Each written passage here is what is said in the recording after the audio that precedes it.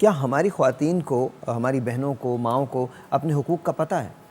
بالکل I am sorry to سے unfortunately نہیں پتہ.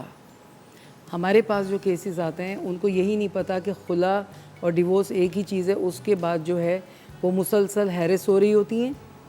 ویسے تو آپ کو پتہ ہے المیہ یہ ہے کہ واپسی کا راستہ ہی نہیں ہوتا، جو سچائی ہے. اگر کوئی خلا کے لیے داخل کر دے تو خلا کے لیے خلا ہو چکا ہے، اوکے، خلا ہو چکا ہے، اس کے بعد بھی شکایت آ رہی ہے کہ میاں آ رہا ہے گلی میں جو ہے فائرنگ کرتا ہے. وہ بھی ہمارے پاس جو ہے کیس ہے، فائرنگ کرتا ہے، اس کو تھریٹ کر رہا ہے کہ، اور گھر والوں سے کہہ رہا ہے، گھر والے شریف گھر والوں سے کہہ رہے ہیں کہ نہیں اس کو آپ میرے حوالے کر دیں. تو کتنا بڑا گناہ ہے ہمارے اسلام، ہمارے یعنی قانون کی نظر میں، اور اس کی بھی ایف آئی آر نہیں کٹ رہی. وجہ کیا؟ اچھا وجہ کیا ہوتی ہے ایف آئی آر نہ کٹنے کی؟